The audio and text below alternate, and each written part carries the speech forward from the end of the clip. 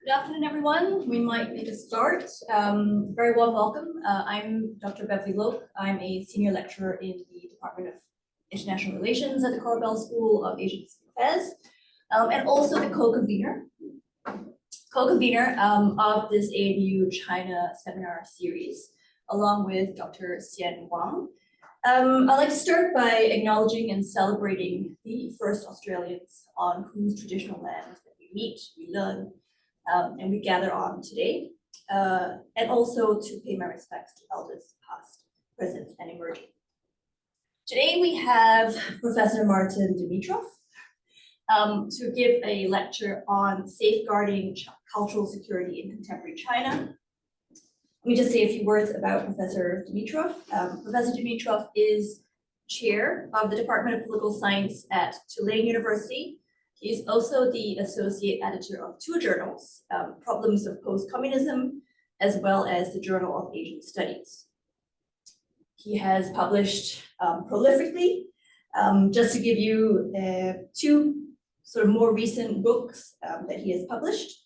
One by Oxford University Press in 2023, Dictatorship and Information, and by Cambridge University Press in 2024, The Adaptability of the Chinese Communist Party.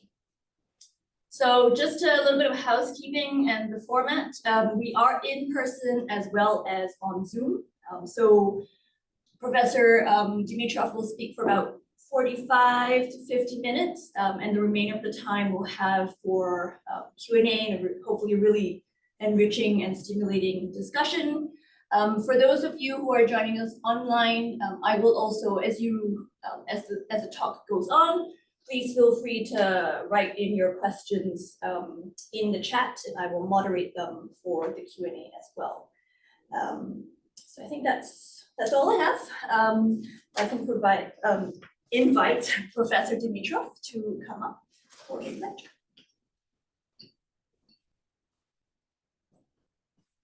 I want to thank Professor Loke for this very generous introduction, and all of you for being here on a day that falls during exam period. So your attendance counts even more than it would at a different period in the semester.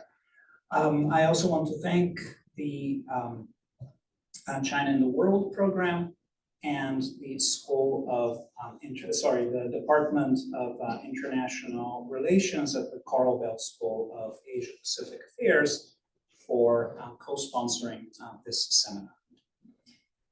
What I will speak about today is this topic of safeguarding cultural security and in contemporary China.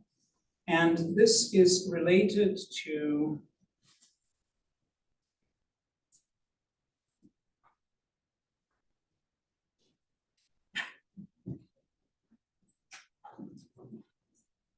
a bigger question.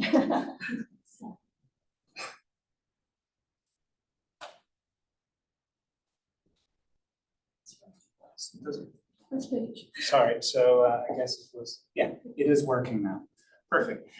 So this is related to a bigger question, and the big question is how did the Chinese Communist Party respond to 1989?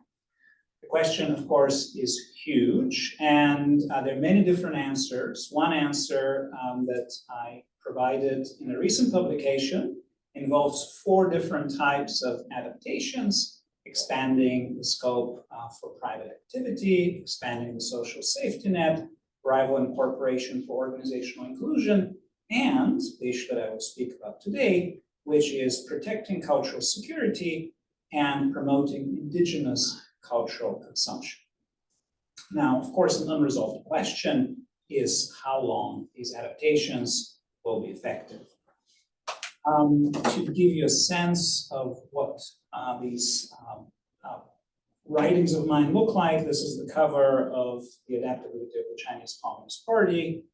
It's a short book, and the year before I wrote a long book that is related to the same question, and it also tries to provide an answer. So what I will do today is I will talk about the war of ideas. What is that? And how is that related to this question of cultural security? And then I will talk about two different strategies for dealing with the problem of cultural security. One is hard defense, which involves the protection of cultural security, and the other one is the soft counteroffensive strategy of promoting indigenous cultural consumption and cultural soft power. At the end of the talk, I will talk about the hard turn in cultural security under the current General Secretary. Now, before I get into the substance of the talk, I want to first tell you what I understand under culture, and then I will talk about the sources that this talk is based on. So culture is a very, very broad concept in Chinese, and what I'm providing here is the dictionary definition of what is culture. So according to the Xinhua dictionary, culture is the sum of material and spiritual wealth created by human beings in the process of their social and historical development, especially spiritual wealth like philosophy, technology, education, literature, the arts, etc. A broad concept. So some examples of what might threaten culture in the understanding of the Chinese Communist Party. Some examples of these cultural threats include European languages, Japanese anime, and blockchain technology. So a broad range of threats, and some examples of the counteroffensive tools: Huawei technology, Chinese language, Chinese food, and traditional Chinese medicine. Now, what is this talk based on? I use a range of different sources. I use internal reference materials at various levels of classification. I also have compiled a corpus of provincial Ministry of Public Security gazetteers that extend to all Chinese provinces and a subset of Chinese prefectures and counties. And I also have consulted as broad an array of provincial police yearbooks as I've been able to find. I have also collected materials from periodicals that are published by the Ministry of Public Security and the Ministry of State Security. I've consulted scholarly research in Chinese. There's a typo here, it's in Chinese. And also scholarly research in English, and in fact, the preeminent expert in the English world on cultural security is at this university. His name is Muhammad Al-Sudairi. He's unfortunately out of town. Maybe he's on Zoom, I don't know. So his work is amazing. Okay, so after these introductory comments, let me get into the substance of the talk by talking about this notion of the war of ideas. This is an American invention, and it dates back to the very beginnings of the Cold War. In 1950, there was National Security Council Document 68 that talked about the basic conflict between the idea of freedom, of course associated with the democratic West, and the idea of slavery associated with the communist world. This war of ideas was waged during the Cold War, and in 1989, it seemed that it had ended. And Francis Fukuyama wrote what appeared to be a prophetic piece published in the spring of 1989 called The End of History. So in that piece, Fukuyama believed that the world has come to the triumph of Western democracy and Western consumerism. Democracy and the VCR, the video cassette recorder technology that most people in this room are familiar with, but which was the most advanced type of technology in 1989, went hand in hand. The VCR, of course, spread democratic ideas, and the idea behind Fukuyama's End of History piece was that other good things would come, like the rule of law, for instance. So Fukuyama's notion of the end of history does not appear to have been supported by developments after '89. And one of the reasons for that, focusing specifically on the Chinese case, is that authoritarian regimes have deployed countermeasures to blunt Western influence. This does not mean that they're immune to ideological influence. So ideas matter. This is one of the main arguments in this talk. Authoritarian regimes take these ideas seriously, but they're not defenseless when it comes to dealing with these ideas. So the question for us is, how do authoritarian states, and in particular the Chinese states, go about protecting cultural security? And I will first go over a discussion of the hard defensive strategies.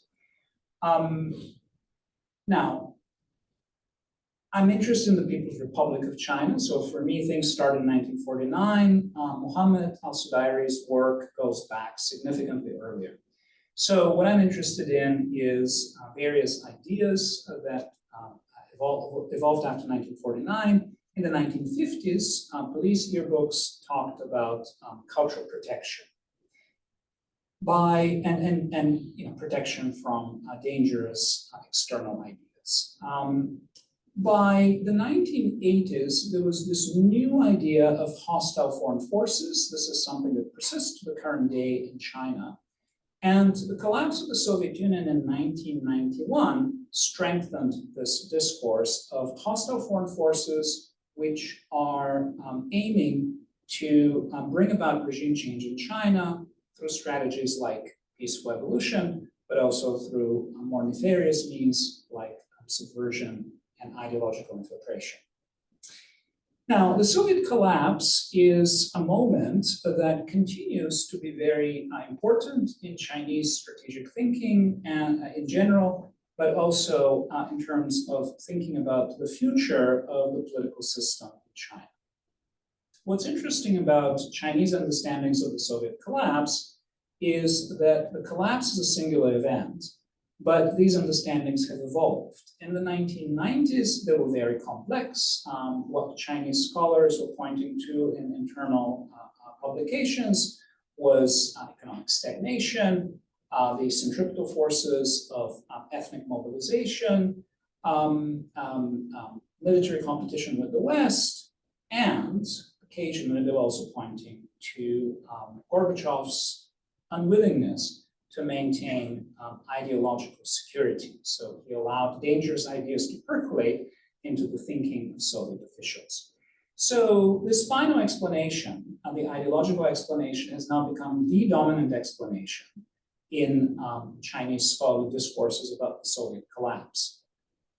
So since the beginning of the current administration, since the early 2010s, the collapse of the Soviet Union has been exclusively attributed to ideological decay.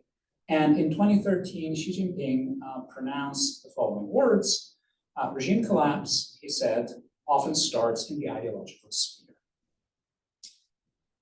So what is the Chinese state doing to protect itself and to protect its ideological sphere? In addition to the Soviet collapse, in 2001, as revealed by internal publications of the Ministry of State Security, there was a new concern, and this new concern was the World Trade Organization. And so to us, 25 years later, this would seem like, what exactly was the Chinese state concerned about? And of course, entry in the World Trade Organization makes it easier for goods to travel and to be imported into China. What the Chinese Communist Party was concerned and security agencies were concerned about were in particular cultural goods. So this is something that we don't think about often in the Western context. What exactly are cultural goods? Well, anything from books, movies, music, but also fashion. So it's quite a range of goods that are considered cultural goods. They're carriers of cultural ideas. And this is something that the Chinese Communist Party was concerned about since the entry in the World Trade Organization. Now, when the new administration took over in 2012, a year after that, it issued a very important document that clarified those concerns and those uncertainties. This is the so-called document number 9, and this is also known in the West as the 7 don't mentions. Why is this the 7 don't mentions? Because this document limited the space of acceptable discourse in Chinese media by clarifying certain topics that were not to be covered. And these topics include constitutional democracy, universal values, civil society, neoliberalism, critical journalism is proscribed, historical nihilism is not allowed, and then, of course, questioning reform and openness and the socialist orientation of the Chinese state are also not allowed. We can talk more in the Q&A about this document if anybody is interested in, but for me, and other scholars as well, it set clear boundaries to the acceptable discourse, and it identified in very clear ways the ideological threats that the Chinese Communist Party was fighting against at the time. In terms of the fight, in 2015, cultural security was officially upgraded into a part of national security. And in Chinese, the same term is used to describe state security and national security. In the West, we tend to differentiate between those two concepts, but it's the same term in Chinese. So cultural security is used interchangeably with 2 other concepts in Chinese. One is ideological security, and the other one is political security. The political security, of course, is linked to the fact that ideas can be politically destabilizing. Imagine constitutional democracy, civil society, and freedom of speech, right? So these ideas question fundamental aspects of the Chinese political system. As an illustration of how cultural and political security are closely linked concepts, you can read the terms, then the actual characters underneath are too tiny, and the quality of the images is bad. But I want you to focus on the 4/15, right? So April 15th is both Cultural Security Day, but it's also Political Security Day in China. So those 2 concepts are closely linked. Now, I'm a political scientist, and I'm interested in institutions. And what excites me is thinking about bureaucracies and bureaucratic actors. So I will transition to that line of thought by getting into this question at a more granular level about how the Chinese state goes about protecting cultural security. So in this image, also poor quality, apologies for that, I just couldn't get anything better than that. We do have a caricature of a Chinese and a Western player of Go. And what is in the middle is the Chinese cultural position. And the Chinese player reassures the Westerner, please rest assured, I will not erect a great wall in order to protect myself against you. So the question is, if the Chinese state is not erecting a great wall to protect itself against these cultural influences from the West, what is it doing? Now, in terms of what is being done and who the bureaucratic actors are, until 1983, there was a single entity that was in charge of protecting cultural security, and this was the Ministry of Public Security. The reason for that is that there was no Ministry of State Security yet at the time. So cultural security was perceived, according to Ministry of Public Security sources, as an integral component of political security at the time. Since 1983, the cultural security protection mandate has been shared by the Ministry of Public Security and the Ministry of State Security. Now, we have more information about the Ministry of Public Security. Obtaining information about either of these entities is not trivial. But there's more that we know about the Ministry of Public Security. So in the Ministry of Public Security, the cultural protection departments, and this is what they're called, form a part of the Ministry of Public Security, State protection system. The task of both the Ministry of Public and Ministry of State Security is to fight cultural subversion and cultural infiltration. Now, what does the Ministry of Public Security and its cultural protection departments do? What are their tasks?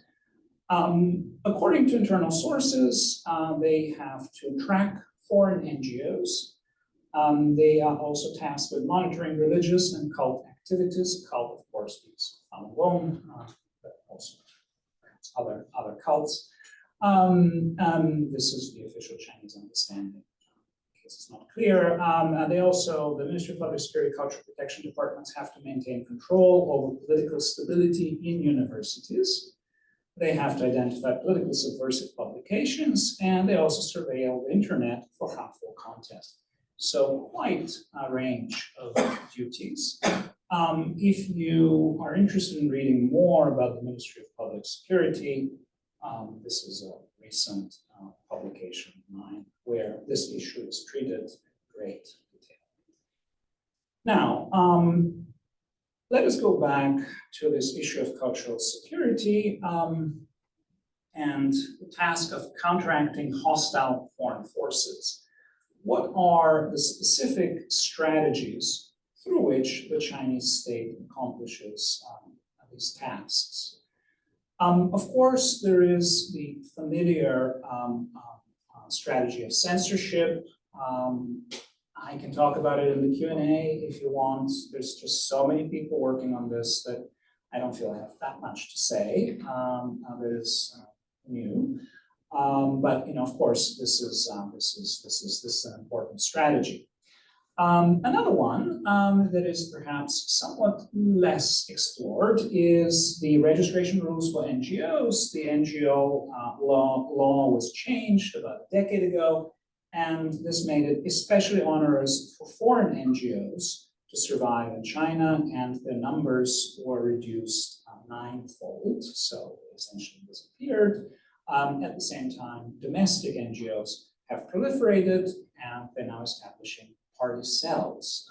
This is something else that I'm working on that I just want to mention now. So NGOs with private cells, just like private firms with private cells, and mosques with party secretaries. Registration rules for NGOs are one way in which hostile foreign forces have been handled by the Ministry of Public Security. Of course, deploying full-time staff, part-time informants. China, not East Germany, is the most densely penetrated communist state in terms of the share of informants. There's detailed information on that issue in this book on informants.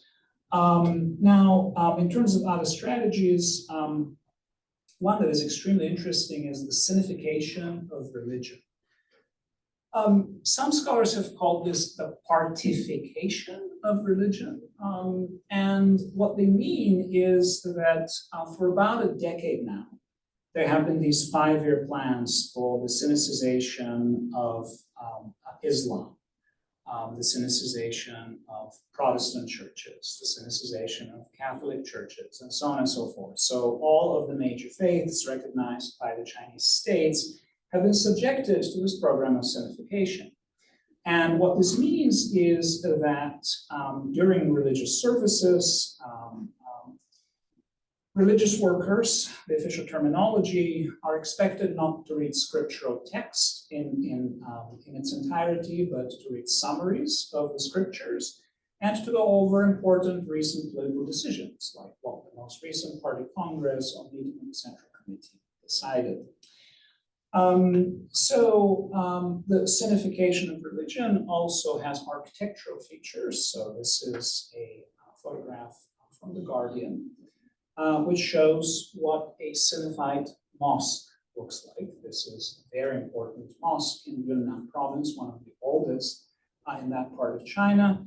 And it's a mosque with the core socialist values outside obscured in part by the Guardian logo. But one wouldn't know it right by the architecture. In terms of the counteracting of hostile foreign forces, the last just to illustrate that this is ongoing, not only with changing the architecture of the mosques, but it also continued during COVID. And one way in which this continued is by portraying the protests, in this instance, the A4, some call it the revolution, as instigated by foreign forces. France's ambassador to France at the time, maybe still the ambassador, Hu Shaye, a wolf warrior, said that white is also a color. Remember, people were holding these white sheets of paper protesting the lockdowns and fire, which people died in Xinjiang, and so on and so forth.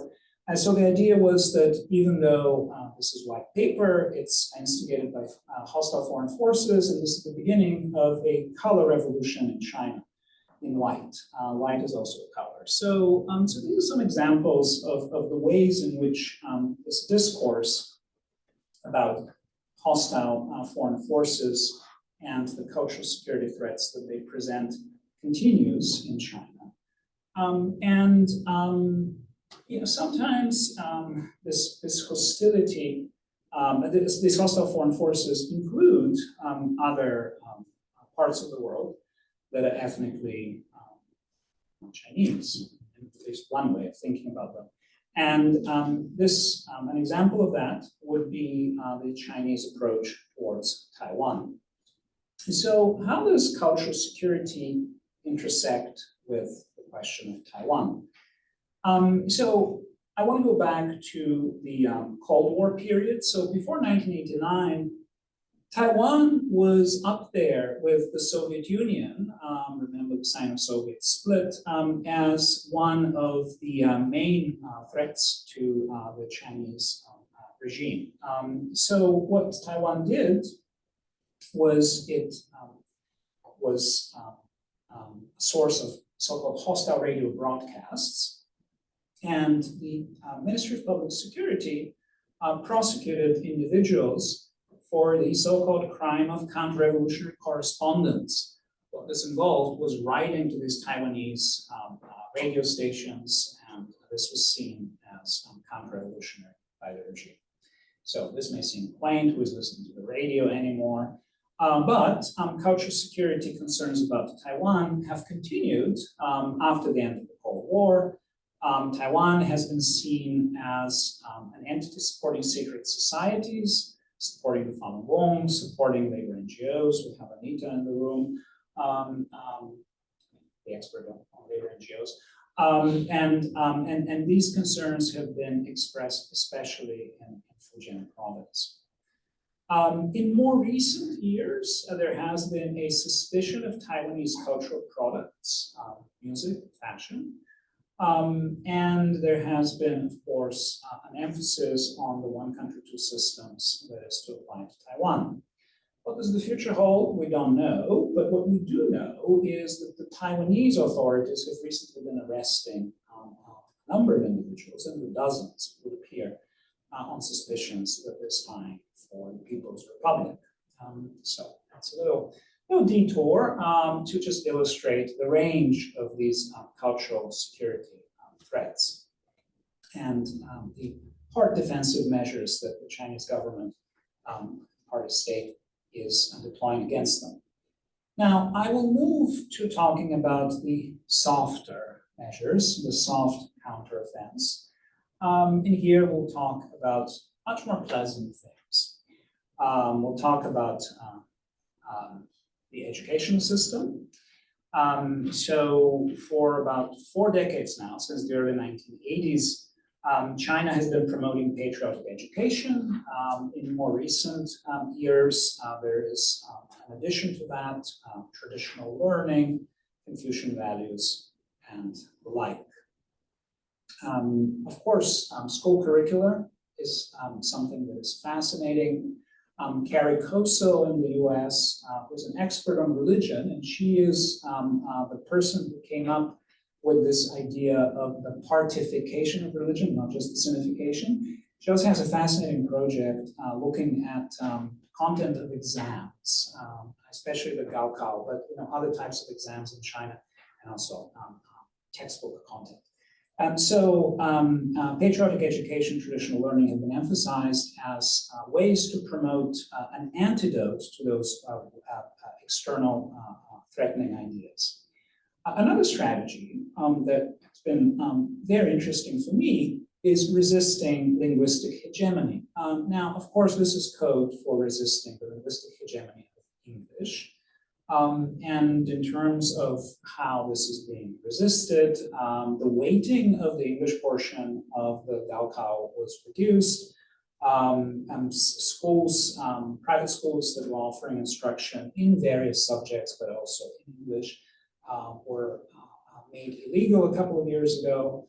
There are various efforts that the party state is deploying to promote Mandarin. When I was, something that I was writing was undergoing peer review, one of the reviewers said, well, what about the other languages that are spoken in China? And, those are not emphasized in this effort to resist linguistic hegemony. What is being emphasized is Mandarin. Now, there is also a substantial effort in promoting indigenous cultural production, everything from fashion through movies, book publishing, heritage tourism, and so on and so forth.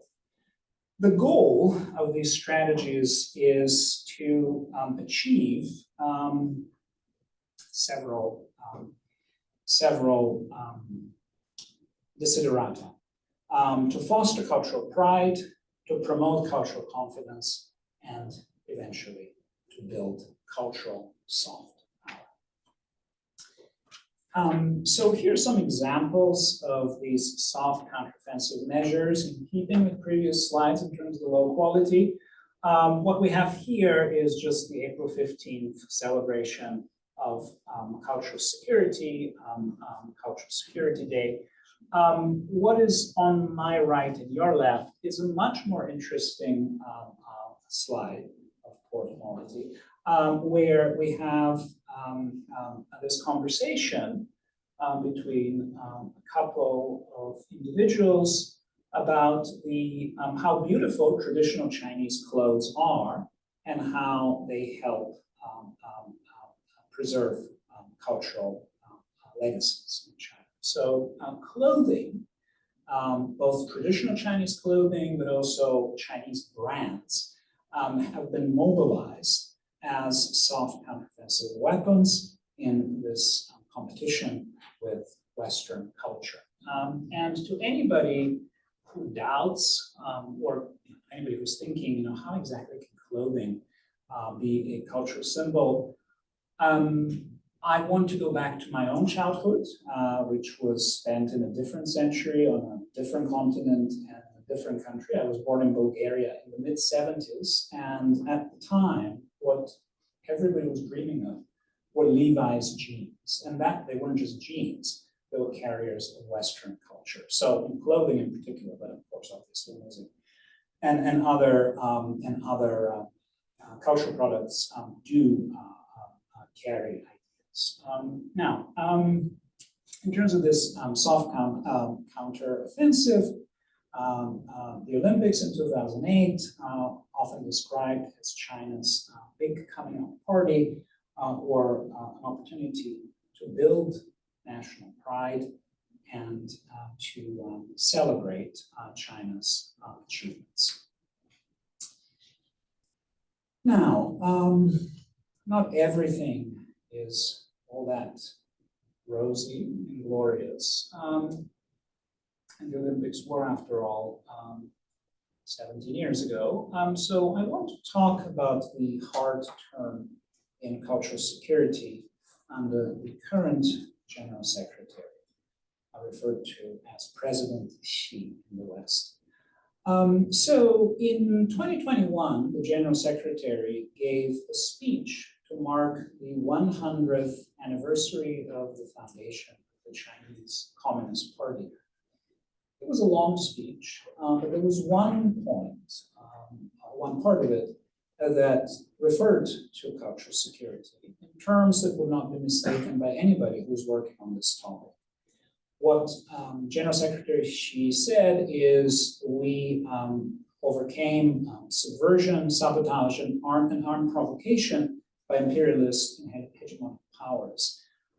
These notions of subversion, sabotage, and provocation are, of course, central in the cultural security discourse. There are ideas of religious subversion, for instance, religious faiths and infiltration and the like. For me, this speech marked a very clear turn towards harder and harsher measures to block the vectors for ideological infiltration as understood by the Chinese Communist Party. So what are these vectors? Of course, these processes were going on before 2021, but 2021 cemented them and made them irreversible, for now at least. So the vectors that carry ideological infiltration, labor NGOs, citizen journalism, various internet restrictions have been imposed in order to limit the circulation of ideological content. Computer games were targeted, foreign educational businesses, and androgynous TV stars.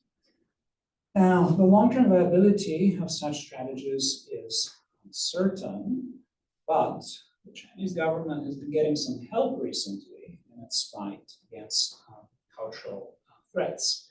And certainly the United States decision to cut funding for Voice of America, Radio Free Asia, has been understood in various countries as undermining Western, or at least American influence, especially in this cultural sphere, because of course there's more limited avenues for the circulation of Western ideas after this particular decision.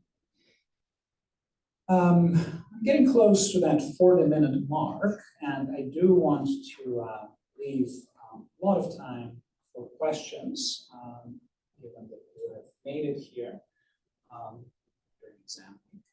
So I will end with a question.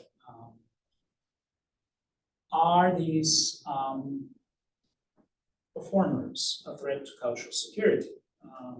The Chinese Communist Party understands them as such, which is why it has issued various documents to say that androgynous performers are a CIA plot to limit the battle readiness of the Chinese People's Liberation Army, and so on and so forth.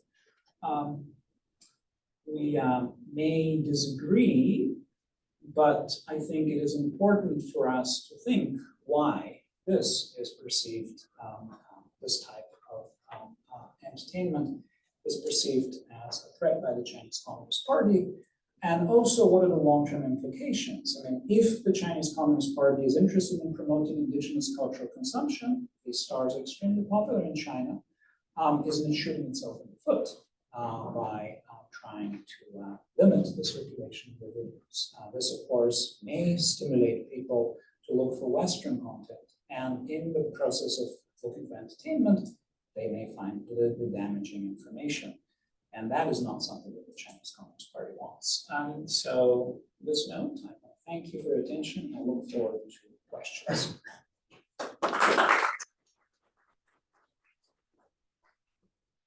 Thank you.